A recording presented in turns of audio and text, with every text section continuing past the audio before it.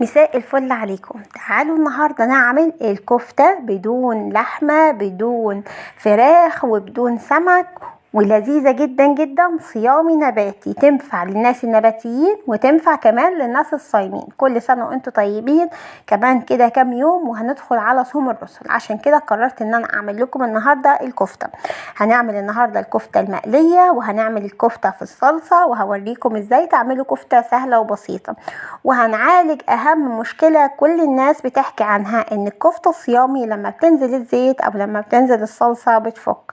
تعالوا النهاردة اوريكم ان الكفتة الصيامي مش بتفك يا جماعة، مش بتفك صدقوني، وحلوة جدا جدا. ولما بتنزل الصلصة وتطبخ بتبقى حلوة جدا جدا زي كفتة الرز واحلى كمان. جربوها بطريقتي وبمقاديري وبتركاتي كلها اللي هقولها لكم. معاكم شيف نرمين الماجد للي اول مره يشوف الفيديو النهارده. وحابه اقول لكم ان اغلب الاكلات اللي بعملها اكلات نباتيه هتنفعكم دايما في فتره الصوم، فيها معجنات وفيها حلويات كتير جدا جدا.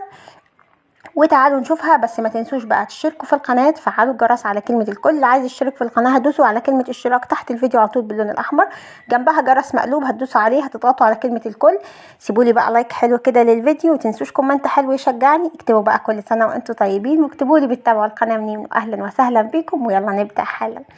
اول حاجه انا هستخدم العدس بجبه كمكون اساسي في الكفته، لانه اولا بيدي لون الكفته الاصليه، وكمان طعمه حلو وفايدته وقيمته الغذائيه عاليه قوي.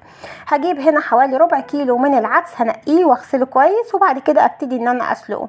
يفضل ان العدس والبقوليات تتنقع قبل السلق، يعني نص ساعه كده، لان ده بيسهل في عمليه السوا يعني.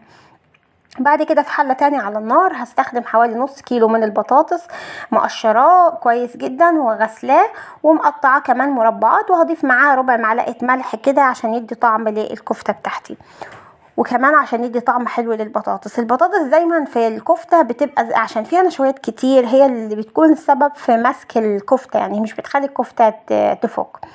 وبنسلق كل الحاجات دي سلق كويس جدا، ما يبقاش فيها يعني حتت نيه، لا تبقى مسلوقه خالص خالص، يعني مش مستحمله زي ما بنقول. وطبعا مده السلق بتكون بتاعه البطاطس في حدود تلت ساعه، والعدس ممكن ياخد معانا كده ساعه الا تلت.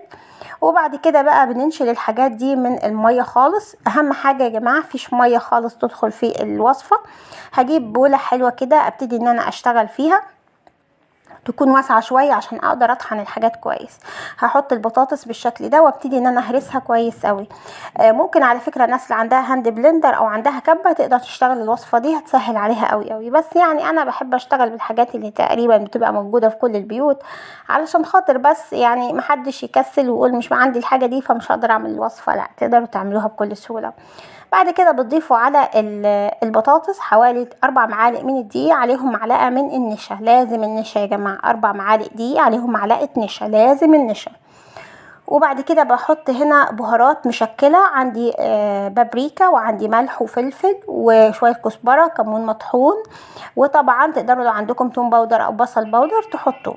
وتبداوا ان انتوا تعجنوا الكلام ده كله حلو قوي لحد ما تحسوا ان العجينه بدت معاكم ان هي تبقى سهله التشكيل، يعني تقدروا تشكلوها بايديكم، والعجينه ما فيهاش اي سوائل. هتحسوا ان هي ناشفه شويه، بس ده مش مشكله. ده على فكره يعني ده من اسرار نجاح الكفته الصيامي، ان هي ما تبقاش سايبه كده او طريه، لان العجينه السايبه او الطريه دي بتفك في الزيت، وحتى لما نحطها في الصلصه مش بتستحمل. لازم العجينه يبقى ما فيهاش سوائل علشان خاطر تبقى ماسكه نفسها. بس مش هتبقى معجنه ولا حاجه، هتبقى برضو مستويه وزي الفل. بس هقول لكم شويه حاجات احنا واحنا بنشتغل هنعملها. هنفضل نعجن في العجينه يعني مده حلوه كده، وممكن نبل ايدينا زيت علشان خاطر نسهل عمليه العجن، وفي نفس الوقت تبدا العجينه تتلم معانا بكل سهوله. بعد كده بنكون مجهزين بقى شبت وبقدونس طحنينه وكزبره طحنينها، وهنجيب العدس اللي احنا حطيناه كده ونبتدي ان احنا نضيفه ونبدا ان احنا نعجنه كويس قوي. على فكره المكونات اللي انا هقولها دي كلها بعد كده هتدخل كبه او مفرمه او مطحنه الخلاط، بس لازم يعني ده لو احنا عايزين الكفته تبقى ملسه كده وحلوه زي اللي بنشتريها من بره او زي بتاعه الاديره. لكن في ناس ممكن تشتغل بيها عادي، وانا عملت لكم قبل كده الكفته الخشنه وكانت كانت حلوة قوي بس برضو الكفتة الناعمة بصراحة احلى بكتير. وبعد كده بضيف حوالي 4 معالق من فول الصويا. دول انا نقعاهم يا جماعه، فول صويا نقعاه لمده 10 دقايق ربع ساعه كده في ميه دافيه، وبعد كده صفيته وحطيته. وبعد كده هحط هنا شبت وبقدونس وكزبره، كمان هحط فلفل حامي، وفلفل حامي ده اختياري، ممكن ما تحطوش، ممكن كمان تحطوا فلفل الوان. لو عندكم كوسه ممكن تبشروها وتحطوها كمان في الوصفه دي، بتبقى حلوه جدا جدا جدا. بنمسك الكلام ده كله ونعجنه كويس قوي. بعد كده بقى بناخد بالحته في مطحنه الخلاط للناس اللي ما عندهاش كبه او هاند بلندر. اهم حاجه بلاش ان انتوا تحطوهم في الخلاط وتبداوا ان انتوا تطحنوهم في ميه، مش هينفع. لازم يا اما كبه يا اما هاند بلندر يا اما مطحنه الخلاط. اكيد في كل بيت في حاجه من الثلاثه دول. هناخد بشويه كده ونطحن شويه ونطحن لحد ما نخلصهم خالص. بعد كده بنسيبهم يريحوا، يعني نسيبهم كده مده ما تقلش عن ساعه قبل التشكيل. دي بقى انا جبت لكم شكل الكفته الخشنه علشان الناس اللي مش هيبقى عندها يعني مش حابه ان هي تطحنهم او ما عندهاش امكانيه ان هي تطحنهم. دي الكفته الخشنه اللي عملتها لكم قبل كده ومش بتفك ولا اي حاجه، بنصبحها عادي قوي وبمسن وشويه زيت. دي انا مش طحناها، دي انا ما اتطحنتش معايا، لكن هوريكم برضو الكفته اللي انا طحناها، هوريكم الفرق بين الاثنين عشان في ناس عايزه تعرف الفرق بين الكفته المطحونه والكفته اللي هي خشنه. في الطعم الاثنين واحد، بس في الشكل بصراحه الكفته المطحونه اكتر بتكون افضل بكتير، وبتتلافي فيها مشكله ان الكفته تفك بنسبه 100%. يعني هي مش بتفك 100%، مش بتفك المطحونه. بسيبها تتجمد في الفريزر قبل ما اقليها خالص، لازم تتجمد تبقى حجر كده. بعد كده بجيب زيت وابتدي ان انا اسخنه، بس ما يدخنش، يعني ما يتغليش، لا يسخن حاجه بسيطه. بعد كده بنحط على طول الكفته، مش بنقلب الكفته خالص لحد ما تبتدي تاخد لون من تحت، وده سر تماسك الكفته. بعد كده بقلبها الناحيه التانية بشوكه، وبعد كده بقى ابتدي ان انا اطلعها.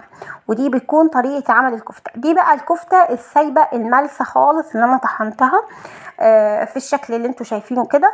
وبعد كده بطلعها. دي على فكرة ممكن تتعمل مع خضار بالشكل ده، وممكن تتحط في صلصة. ودي بقى صلصة الكفتة بمنتهى البساطة، حلة فيها معلقتين زيت وبصلاية حلوة كده، وبعدين ملح وفلفل ونقلبهم كويس. ممكن تحطوا قرن فلفل حامي.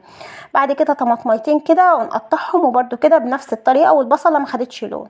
وبعد كده بحط مية واقلبهم كويس. وبعد كده ببتدي ان انا احط عليهم معلقة سكر عشان تظبط الحموضة بتاعت الصلصه، ورقه لورا، شويه شطه، شويه بابريكا، ملح وفلفل. وبرده ما ننساش نحط شويه خل صغيرين، وبرده بنحط معلقه من معجون الطماطم او صلصه الطماطم، نقلبهم كويس. وبعد كده بعد ما الحاجات دي يعني تتسبك حلو، باخدها على الخلاط او الهاند بلندر واطحنها كويس. وبعد كده بسيبها تتسبك كده لمده يعني 10 دقايق على النار هاديه جدا. وبعد كده ببتدي بعد ما بقلي الكفته يا جماعه، ببتدي ان انا اسقط فيها الصلصه، بسقط الكفته في الصلصه. بس خلي بالكم من حاجه مهمه، احنا هناكل دلوقتي، يبقى هنجيب الكفته نطلعها من الزيت نحطها في الصلصه. يعني ما ينفعش كفته الصلصه تبات في الصلصه كده، مش هتبقى حلوه. فاحنا شايفين احنا دلوقتي هنغرف على الاكل، الكفته بردت خالص والصلصه سخنه. هحط بس الكفته تاخد لون بالشكل ده وتاخد طعم الصلصه، وبعد كده اغرف. طبعا تقدروا تقدموا معاها رز او عيش، بتبقى حلوه في الاتنين. اتمنى تكونوا استفدتوا من الوصفه واتضح لكم ليه الكفته بتفك الصيامي وليه مش بتفك، واسرار نجاحها. كنت معاكم شيف نرمين الماجد. لو عجبكم الفيديو ما تنسوش بقى لايك وشير، تشتركوا في القناه، تفعلوا الجرس على كلمه الكل. وانا مستمتعه جدا جدا بكومنتاتكم الحلوه، بفرح بيها قوي قوي، وباشتراكاتكم طبعا بتشرفوني وبتنوروني. هسيب لكم لينك صفحتي على الفيسبوك لو حابين تتابعوا الصفحه. وما تنسوش بقى تعملوا لايكات كتير وشير للفيديو عشان كل الناس تستفيد منه. بألف هنا وشفا، اشوفكم دايما يا رب على خير قريب.